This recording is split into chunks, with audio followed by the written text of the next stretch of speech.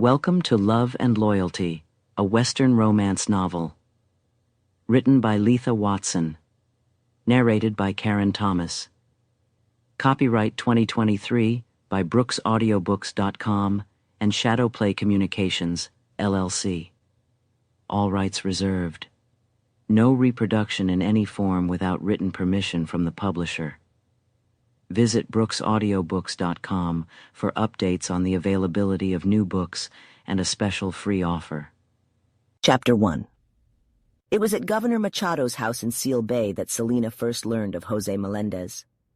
I had told him so much about her, but I had never mentioned the name of Melendez in front of an Iturbi y Sala. Selena came to Seal Bay to be the godmother to Machado and her friend Yolanda Santiago's child. She arrived the morning before the baptism, and no one thought to inform her that Melendez would be the godfather. The house was filled with girls, relatives of the young mother, gathered for the ceremony and the following week of celebrations. Morelia, my little one, was at the ranch with Julia Herrera, and I was staying with the Machados. There were so many guests that Selena and I shared a room. We hadn't seen each other in a year, and we had so much to talk about that we didn't sleep at all. She was 10 years younger than me, but we were close friends, as she allowed with her alternating frankness and reserve. However, I had spent several months each year at her home in Santa Barbara since childhood, so I knew her better than she knew herself. When I later read her journal, I wasn't surprised by much, but it added substance and detail to the story that I had witnessed. We were discussing the trivial mysteries of fashion, if I recall correctly, when she suddenly placed her hand over my mouth. "Shh," she said. A gentleman serenaded his lady at midnight in Seal Bay. The sound of a guitar and the jingling of spurs mingled with the deep tones of a man's voice. Selena had been serenaded until she sought refuge in the mountains for sleep, but she quietly approached the foot of the bed and knelt there, her hand at her throat. A door swung open, and one by one from the darkness emerged 5 figures dressed in white robes. They appeared like wisps of smoke from a glowing moon. The sturdy wooden shutters were wide open, and the room was flooded with cool light. The girls gracefully danced on the bare floor, arranging themselves in exaggerated poses. Then, captivated by the singer's magnetic presence, they froze in still postures, listening intently. Oh, how vividly I recall that scene, even though the names of the girls have nearly slipped my mind. In the center of the room, 2 slender figures embraced, their dark hair cascading loosely over their white dresses. On the windowsill knelt a tall girl, her head thoughtfully resting on her hand, a black shawl elegantly draped around her. At her feet sat a girl with her head bowed towards her knees. Between the 2 groups stood a solitary figure, kneeling with one hand pressed against the wall and face turned upward.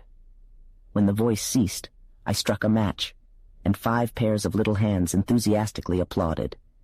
He serenaded them with another song, then swiftly departed. "That's Don Jose Melendez," said one of the girls. "He seldom sings, but I've heard him before." "Ah, Melendez," exclaimed Selena. "Yes, the northerner, you know. His Excellency believes there's no man in California quite like him, so brave and clever.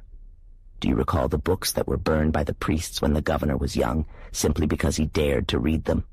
Well, when Jose Melendez heard about it, he had his father send for those books, and many more from Boston and Mexico, and he carried them up to his redwood forests in the north, far from the reach of the priests. They say he had already read other books before that, even as a young lad. His father had brought them from Spain and never held the priests in high regard, and he has been to Mexico and America and Europe. Oh, my God! They say he knows more than the president himself, that his mind works faster. Oh, but there was a time when he was wild, when the tequila burned his throat like bees and the liquor was like scorpions in his brain. But that was a long time ago, before he turned 20. Now he is 34. He entertains himself sometimes with the girls, my goodness. He has made them cry, but I guess we are not enough for him because he never gets married.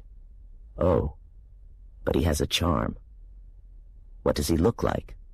A handsome gentleman, I suppose, with eyes that melt and a mouth that trembles like a woman with Parkinson's disease. Oh, no, my Selena, you are wrong. He is not handsome at all. He is rather worn out and doesn't have a mustache, and he has the profile of a great man, refined and sharp, except when he smiles. And then sometimes he looks kind, and sometimes he looks like a devil. He doesn't have the beauty of color. His hair is brown, I think, and his eyes are gray and set far back. But how they sparkle! I think they could burn if they stared for too long. He is tall and straight and very strong, not as lazy as most of our men. They call him the American because he moves so quickly and gets so impatient when people don't think fast enough. He thinks like lightning strikes. Oh, they all say he will be a governor in his time. He would have been one a long time ago, but he has been away so much. It must be that he has seen and admired you, my Selina, and discovered your talent. You are lucky that you have also read the books. You and he will be great friends, I know. Yes, exclaimed Selina scornfully. That's likely. You may have overlooked the fact that the animosity between the Capulets and the Montagues pales in comparison to the intense hatred, fueled by jealousy in matters of love, politics, and social status that exists between the Melendez and the Iturbi Salas. Chapter 2. Delfina, Machado's first child, born in the prestigious governor's mansion in Seal Bay, was about to be baptized with all the grandeur and formality of the church and the times. Yolanda Santiago, Machado's wife of 1 year, was unable to attend the church, but lay beneath her delicate lace and satin coverlet, her thick black hair partially obscuring the other side of the bed.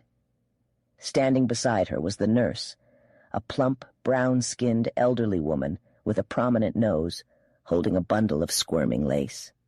I stood at the foot of the bed, admiring the scene.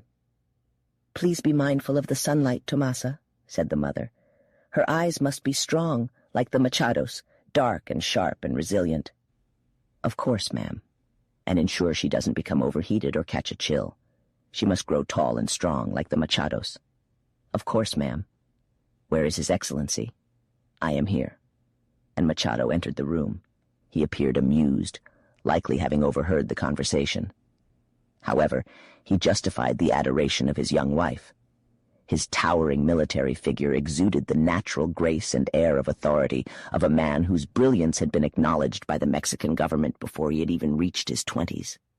His well-defined face, with its serene profile and intense eyes, did not resemble that of the Washington he admired. I never quite understood why he chose such a bland role model.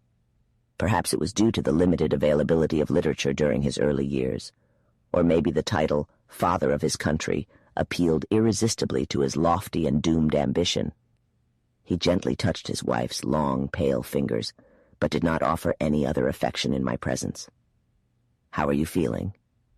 "Well, but I will be lonely. Please don't stay at the church for too long, okay?" "How delighted I am that Selina arrived just in time for the baptism. She will make a wonderful godmother. I just saw her. Oh, poor Jose. He will surely fall in love with her, and what will happen then?" It would have been preferable if she had arrived later, I believe.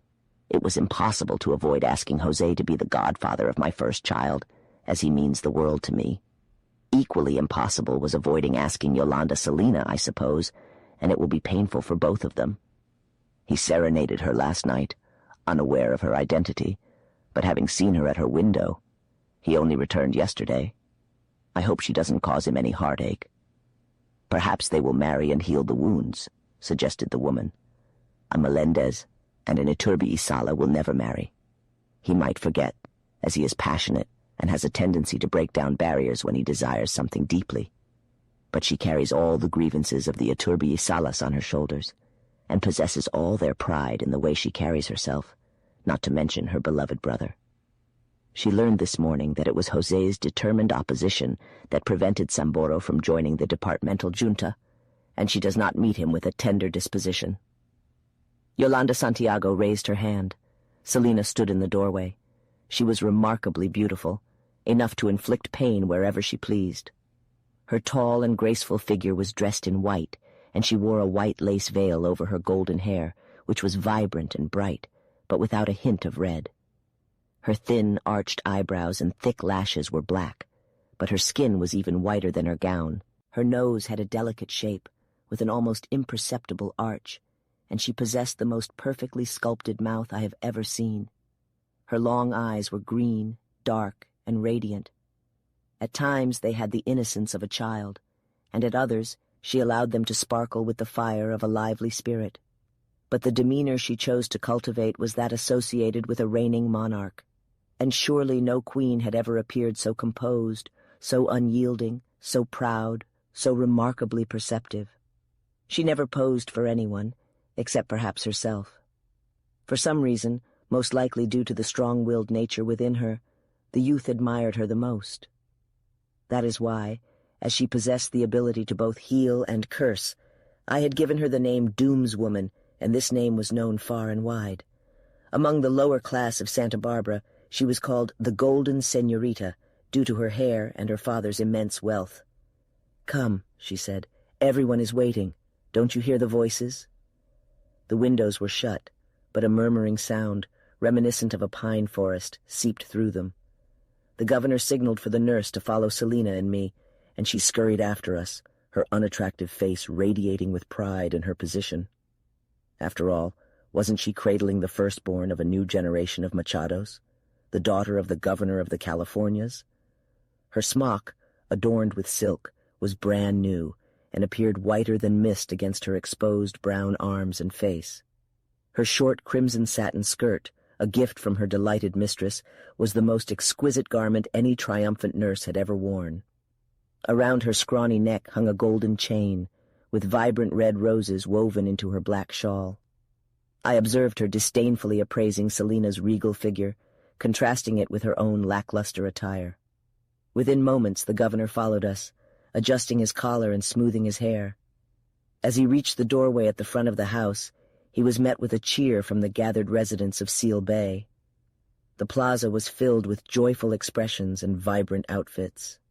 The men, women, and children of the people were walking, a vibrant crowd on the opposite side of the square, the women in colorful cotton dresses cinched with silky belts, flashy jewelry, and pristine shirts, the flirtatious scarf gracefully draping both aged and olive-toned faces, the men in shiny hats, short cotton jackets and pants, Native Americans wrapped in festive blankets. In the foreground, on lively silver-trimmed horses, were gentlemen and Yolandas, laughing and flirting, looking down triumphantly at the chaperones and parents who rode older and calmer mustangs and wagged tanned, knotted fingers at carefree youth. The young men had ribbons twisted in their long, dark hair and silver eagles on their soft gray hats. Their velvet shawls were embroidered with gold. The velvet knee-length pants were laced with gold or silver cord over fine white fabric. Long deerskin boots were tied with vibrant ribbon. Eye-catching belts wrapped around their slim waists, knotted over the hip. The girls and young married women wore black or white lace veils, the silky lace of Spain, regardless of the sun that could darken their Spanish beauty. Their dresses were made of patterned silk or red or yellow satin, the bodice long and pointed, the skirt full. Bejeweled buckles of tiny shoes sparkled beneath the hem. The elderly people were dressed elegantly in somber colors. A few Americans were there in the unattractive attire of their country, a blemish on the scene. At the entrance, just in front of the procession, stood General Vallejo's carriage, the only one in California, sent from Sonoma for the occasion. Next to it were 3 magnificently adorned horses. The governor placed the expectant nurse in the carriage, then looked around. "Where is Melendez? And the Castros?" he asked. "There are Don Jose and Yolanda Modeste Castro," said Selina. The crowd had suddenly parted, and 2 men and a woman rode towards the governor. One of the men was tall and dark, and his solemn military attire reflected the seriousness on his face. Castro was not the commander-in-chief of the army at that time, but his demeanor was just as authoritative in that year of 1840 as when 6 years later the American occupation ended the career of a man who was mocked for his ambition. By his side sat his wife, who was considered one of the most regal beauties of her era, despite her petite stature. Every woman immediately turned their attention to her. She was our fashion icon, and we all imitated the dresses that arrived for her from the city of Mexico. However, Selina paid no attention to the Castros. Instead, she focused her cold, direct gaze on the man riding with them, whom she knew must be Jose Melendez, their guest. She was eager to see this adversary of her family, her brother's political rival, the man whose voice had ignited her first feeling of excitement.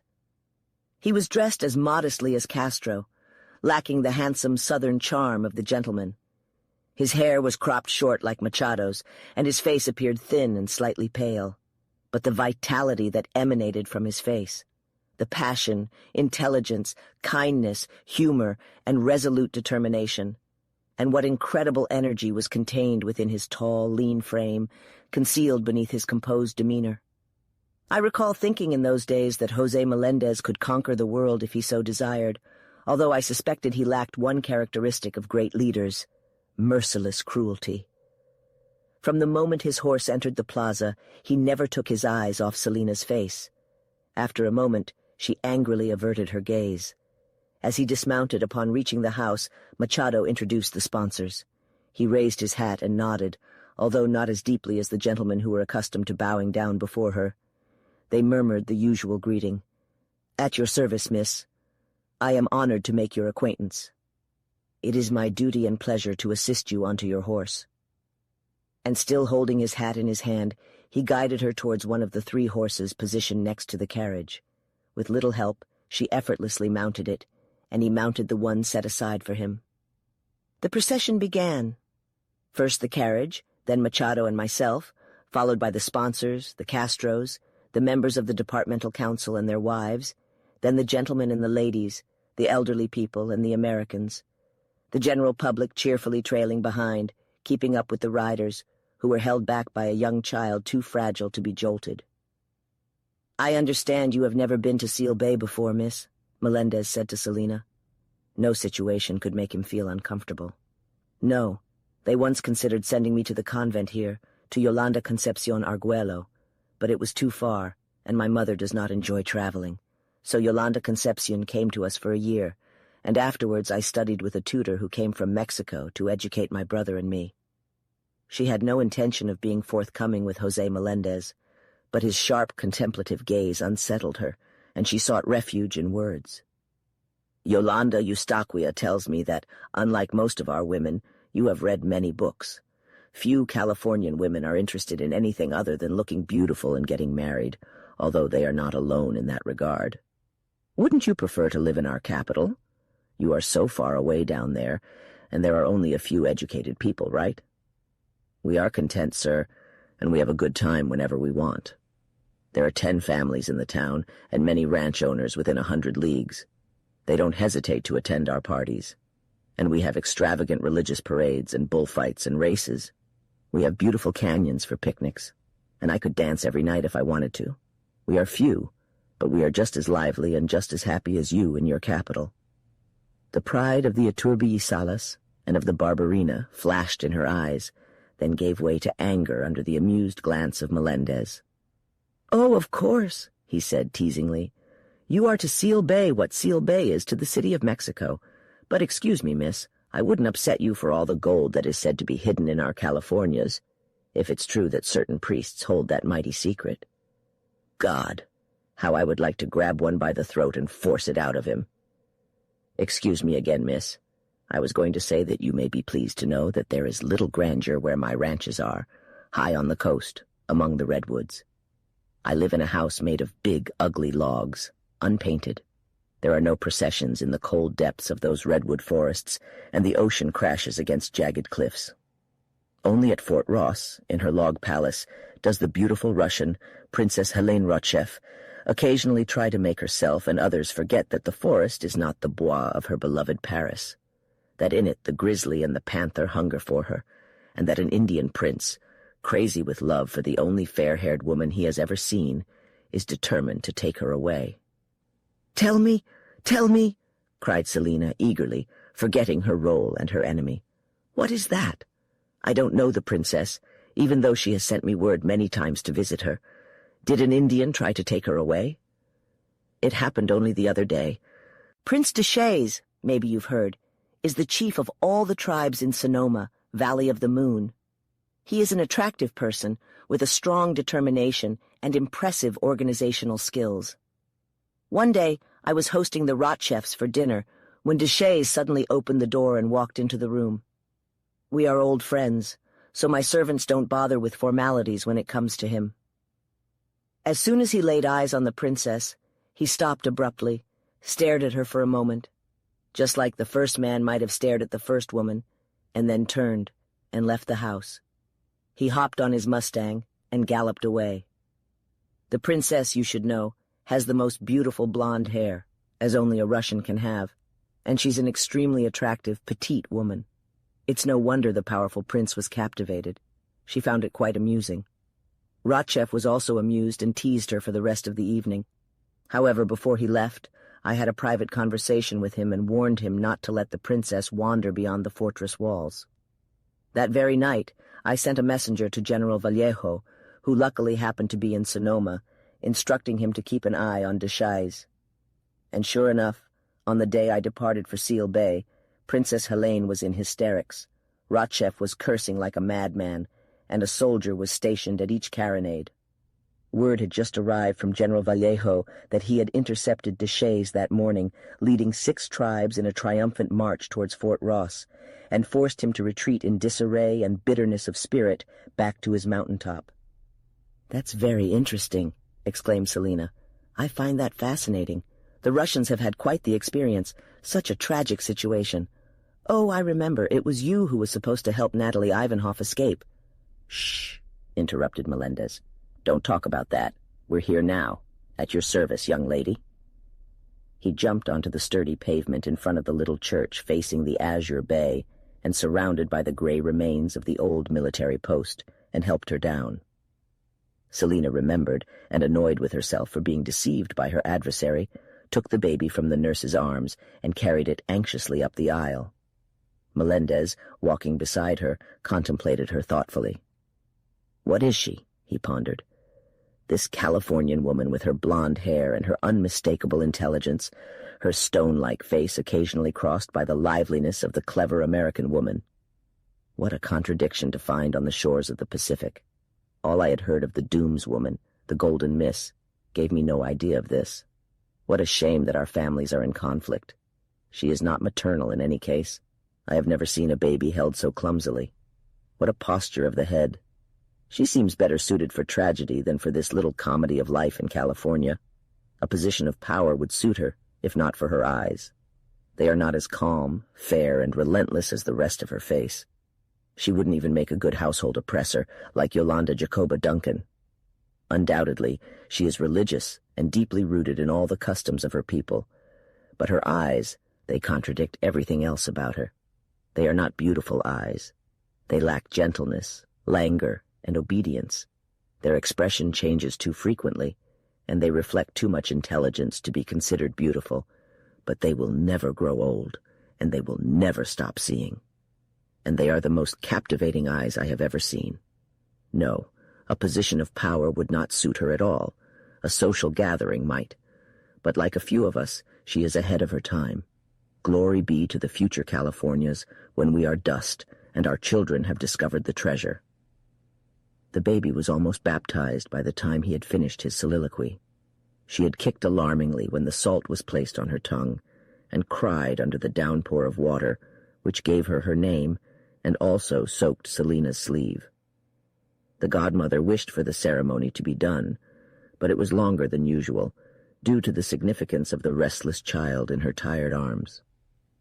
When the final word was spoken, she handed the child and pillow to the nurse with a heartfelt sigh of relief that made her seem youthful and genuine. After Melendez had helped her onto her horse, he dried her sleeve with his handkerchief. He took his time with the task. The procession and crowd continued without them, and when they started, they were at the back of the cheerful crowd. "Do you know what I thought as I stood by you in the church?" he asked. "No," she said apathetically. "I hope you prayed for the child's fortune." "I did not, nor did you. You were too afraid you would drop it. I was thinking about how unmaternal, I had almost said unwomanly, you appeared. You were made for the big world, the restless world, where people escape from monotony faster than from a tidal wave." She looked at him with distant dignity, but blushed a little.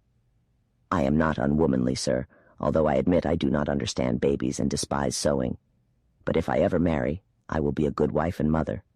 No Spanish woman has ever been otherwise, for every Spanish woman has had a good mother as an example." You have said exactly what you should have said, expressing the innate principles and feelings of the Spanish woman. I would be interested to know what your personal feelings are. But you misunderstand me.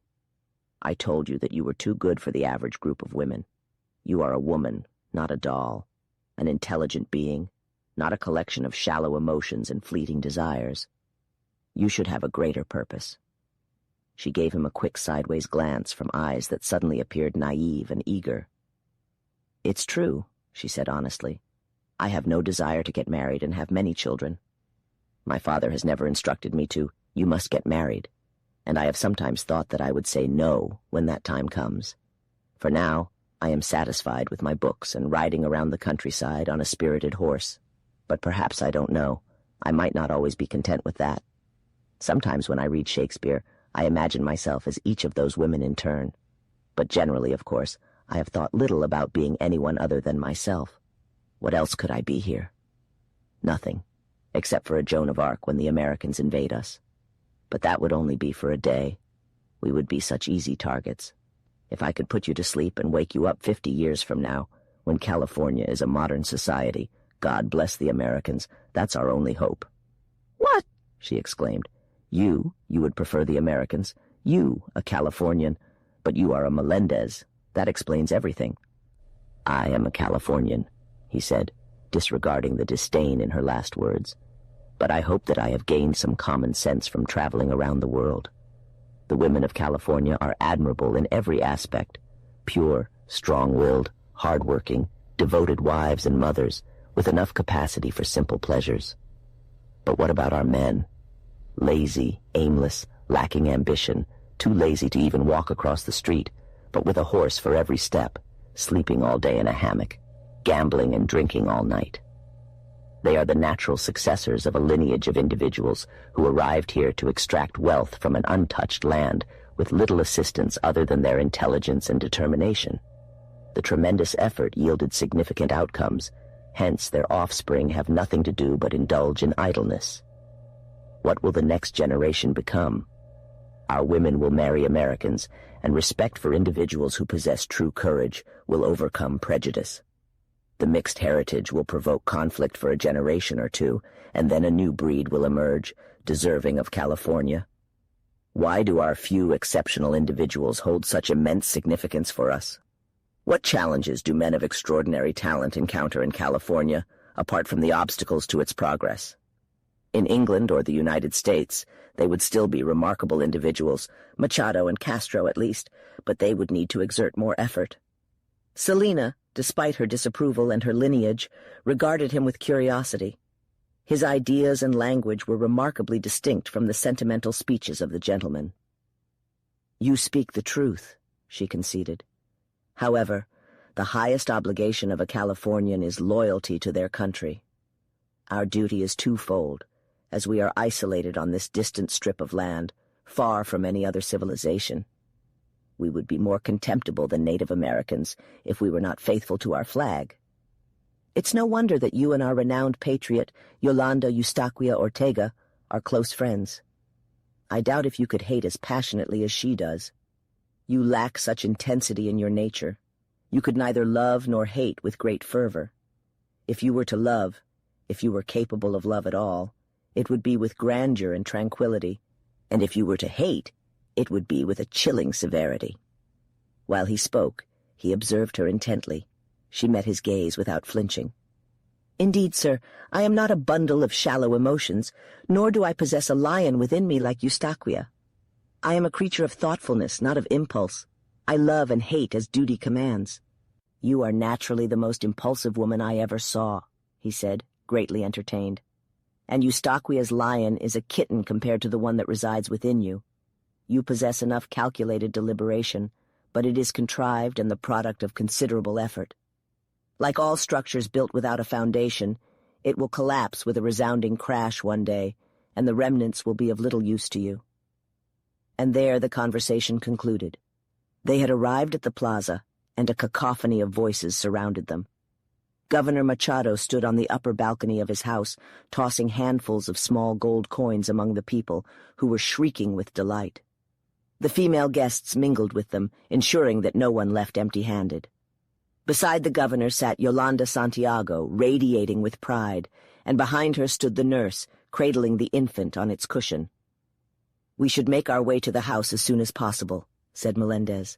"It is almost time for the bull-bear fight, and we must secure good seats." They navigated through the crowd, dismounted at the entrance, and ascended to the balcony. The Castros and I were already present, along with several other invited guests.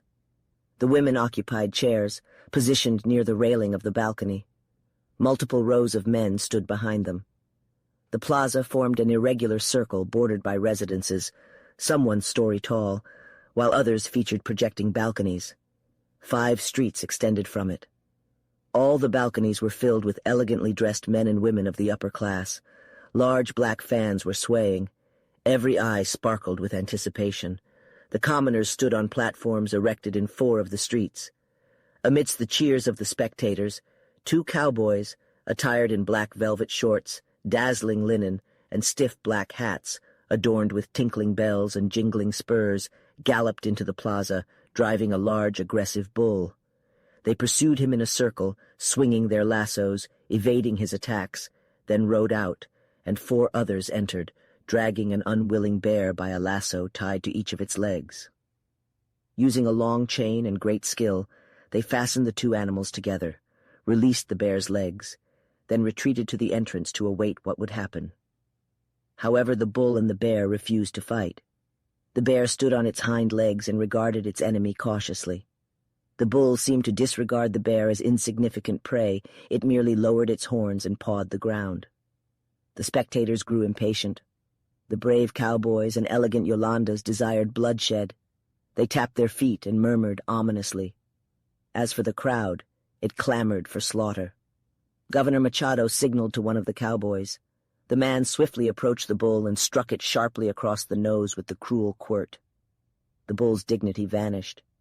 With its instinct for measuring distance, it deduced that the blow had been inflicted by the bear, who sat about 20 feet away, calmly licking its paws. It launched a ferocious attack. The bear, with the agility of a cowboy, leaped aside and pounced on the assailant's neck, its teeth engaging in a contentious grip on the rope-like tendons. The bull bellowed in pain and fury and attempted to shake the bear off, but it held on. Both lost their footing and tumbled over and over amidst clouds of dust, a tremendous noise, and enough blood to satisfy the initial thirst of the onlookers. Then the bull freed itself. Before the mountain visitor could scramble to its feet, it impaled him with its horns and tossed him high into the air. As the bear slammed onto his back with a loud thud and a sharp snap that would have satisfied a less eager bull, the champion charged towards the lifeless body. He kicked, stomped, and bit until blood sprayed into his eyes, and the remains turned into an unrecognizable mass of pulp and dust. Then the thrilled spectators erupted in applause and shouted, "Bravo!" to the bull, who pranced around the arena, proudly dragging the bear's carcass behind him, his head held high and his large eyes red and rolling. The women ripped off their shawls and waved them like flags, crushed their fans and stamped their dainty feet. The men twirled their hats with flexible wrists. But the bull was not satisfied. He pawed the ground impatiently, demanding another challenge, and the cowboys galloped into the ring with another bear. They barely had time to release their lassos before the bull lunged at his second opponent, forcing them to retreat hastily. Melendez, who stood between Selina and me, observed the doomswoman intently. Her lips were tightly pressed together. For a moment, they bore a strange resemblance to his own, as I had witnessed before. Her nostrils flared, and her eyelids partially veiled her eyes. "She possesses cruelty," he whispered to me after the first battle concluded, and it was her imperious desire for the bull to triumph, as he is the more majestic creature. She lacks sympathy for the pitiful bundle of fur and trembling flesh that bounded across the mountains yesterday. Does she possess brutality? Just enough. Bravo! Bravo! The women rose to their feet. Even Selina momentarily forgot herself and pounded the railing with her small fist. Another bear had been impaled, tossed, and trampled. The bull, panting from his efforts, darted around the arena, still dragging his initial conquest behind him. Suddenly, he halted. Blood poured from his nostrils. He trembled like a skeleton swaying in the breeze. then collapsed in a disgraceful heap, lifeless. "A cautionary tale, Jose," I declared, standing up and gesturing with my fan towards him. "Do not strive excessively, for you may perish due to your triumphs, and refrain from adoring the guiding star," I whispered into his ear, "lest you ignite it and crumble into ashes." Chapter 3. In the spacious dining room, which overlooked the expansive garden at the rear of the governor's residence, a lavish feast was prepared for 50 individuals. Yolanda Santiago briefly occupied the seat of honor at the head of the table, her vibrant yellow dress nearly concealed beneath her abundant hair, which her petite head struggled to support. Castro sat beside her, with Melendez on the opposite side, and Selina seated next to her arch-rival. Each place setting boasted an arrangement of artificial flowers, while the table groaned under the weight of golden-brown chickens swimming in rich crimson gravy, tongues adorned with walnut sauce, grilled meats, tamales, stacks of tortillas, and sweet treats. Machado, positioned at the far end of the table, found himself between Yolanda Modeste Castro and me. Throughout the length of the table, faces radiated with youth and freshness, some beautiful, some ugly, yet all undeniably glowing. The traditional Spanish mantillas and serapes had been discarded, replaced by men adorned with sparkling jewels on their lace shirts, and women sporting the ever-present necklace of pearls from Baja California. Selina, however, chose to wear a string of black pearls, a constant accessory in my observations. Yolanda Santiago contributed little to the conversation and laughter, eventually excusing herself and signaling for Selina to take her place. The discussion shifted to matters of war and politics, and during its course, Melendez, casting a knowing smile from Selina to Castro, remarked, "Coronel, Yolanda Selina shares your belief that California was bestowed upon the Spaniards as a divine gift, and that the Americans cannot claim it." Castro raised his glass in acknowledgment to his comrade. "Yolanda Selina holds the unwavering support of all Californian women. Our men prefer the tranquility of peace over the chaos of conflict. But if the bandits dared to approach our peaceful shores with malicious intent to steal, then, thank goodness, I know that every man among them would fight for this pristine land. You too, Jose, would draw your sword, despite your feigned admiration for the Americans." Melendez shrugged. "Perhaps. But the hope for California lies in American occupation. What have we accomplished in our 70 years of ownership? We've constructed a few missions, which are decaying, coerced or persuaded a few thousand worthless Indians into a state of civilized foolishness, and bred a decent number of horses and cattle. Our hide and tallow trade is just satisfactory. The Russians have taken control of the fur trade. We continue to raise cattle and horses because it would be too much effort to suppress them, and in the meantime we idly pass our lives while a magnificent territory, brimming with gold and even richer in soil, lies dormant beneath our feet. Nature never acts without a plan. She created an extraordinary country, and she fashioned an extraordinary people to develop it. She has allowed us to linger on it for a short while, but it was not made for us, and I am invested enough in California to desire to witness her awakening from her slumber and thrive in every corner." He turned suddenly to Selina. "If I were a sculptor," he said, "I would use you as a model for a statue of California. I have the somewhat whimsical notion that you embody her essence." Before she could gather her surprised and indignant thoughts to respond, before Melendez had finished speaking, in fact, Castro slammed his open palm on the table, his eyes ablaze. "Oh, detestable sacrilege!" he cried. "Oh, unfathomable treachery! Is it possible that a man claiming to be a Californian could express such sentiments? Oh, how terrible! Would you really welcome the American adventurer? Are you willing to tear apart your country in the name of fixing its problems? Would you throw this precious gift from God at the feet of American pigs? Oh, Jose, Jose, this is the result of the heretical books you have read. It's better to have a kind heart than a clever mind.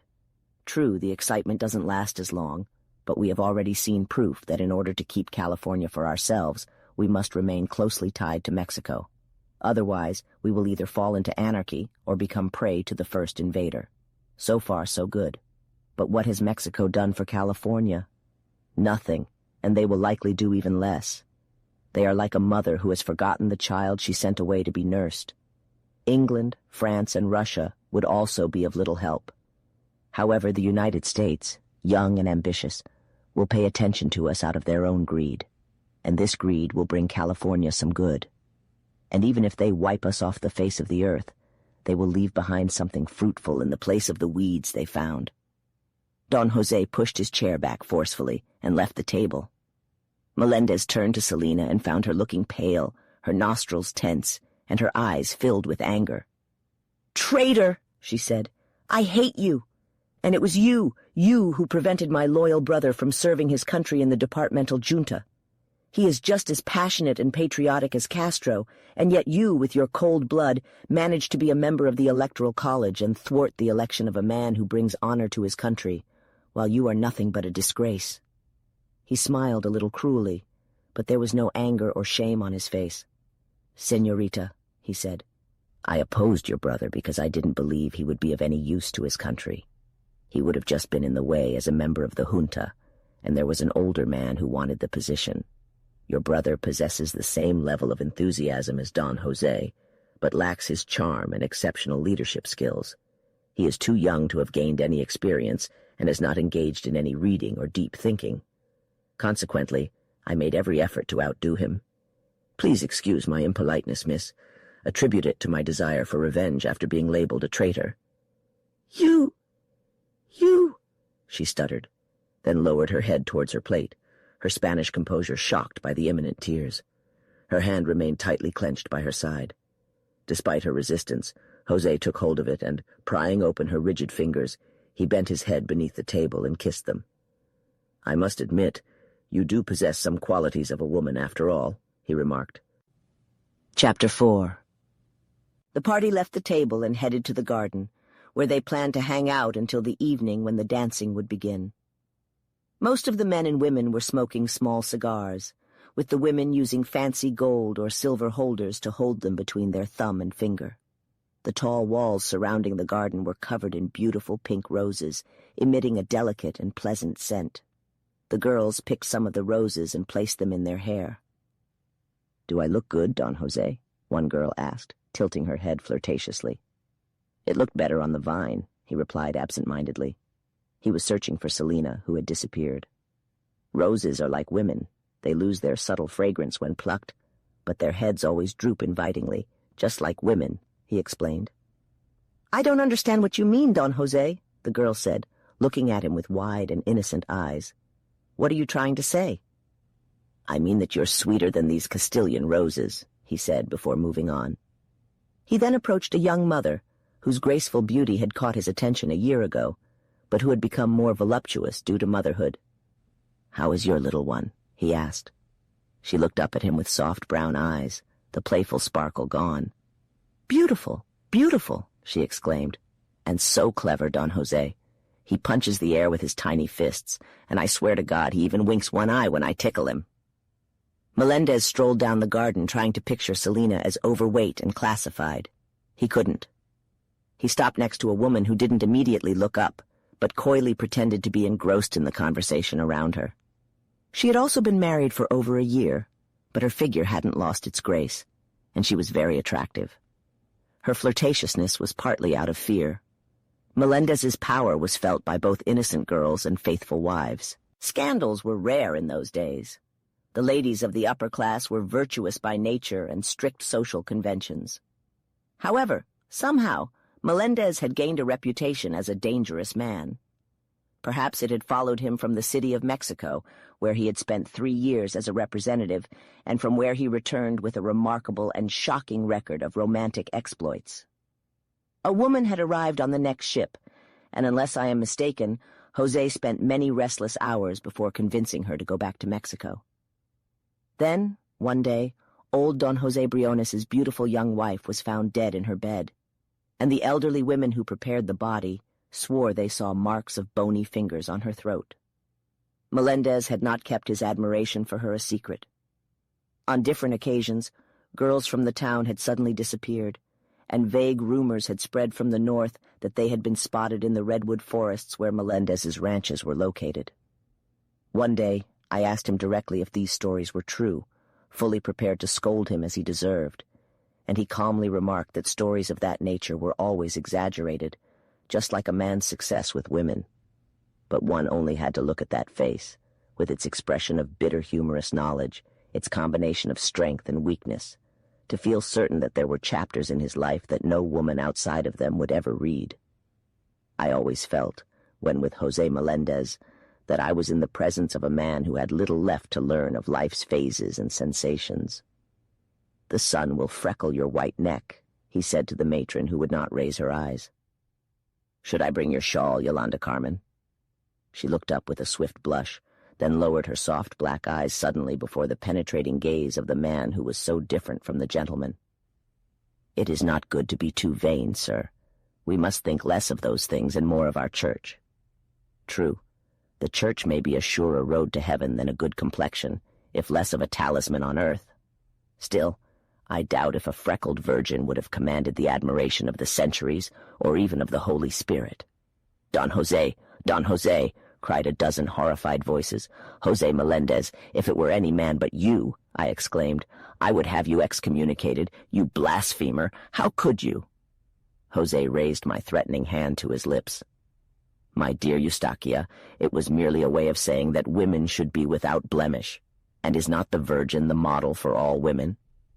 "Oh," I exclaimed impatiently. "You can plant an idea in people's minds, then pluck it out before their very eyes and make them believe it never was there. That is your power, but not over me. I know you." We were standing apart, and I had dropped my voice. "But come and talk to me a while.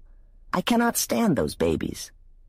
And I indicated with a sweep of my fan the graceful, richly dressed gentlemen whose soft, drooping eyes and sensual mouths were more promising of compliments than conversation. "Neither Machado nor Castro is here. You would have left in an instant if I hadn't captured you," he said. "On the contrary, I should have captured you. If we weren't such old friends, I would say that your attractive, ugly face is the most appealing in the garden. It's a nice sight, though," he continued thoughtfully. "Those women in their colorful, flirtatious dresses, charming the gentlemen.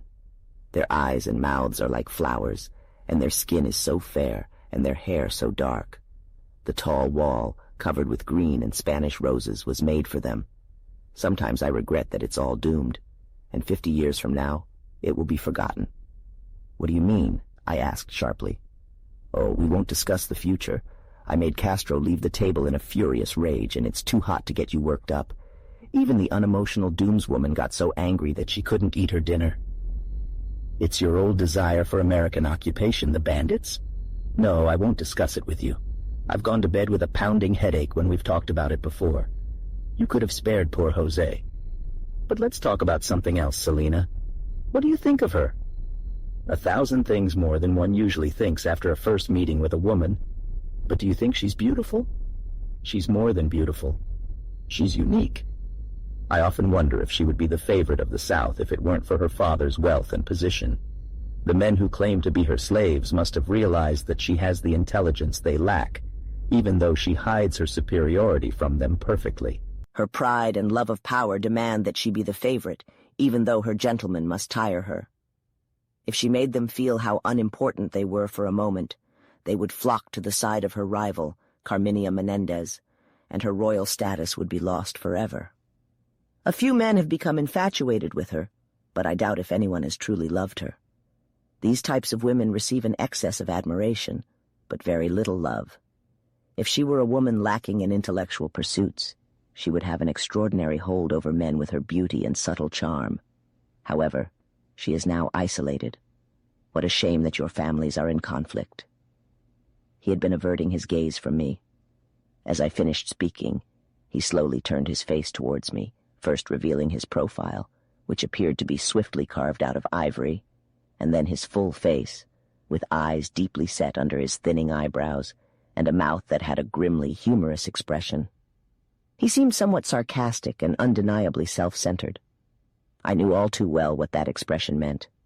He possessed the kindest heart I had ever encountered, but it never interfered with his incredibly indulgent nature.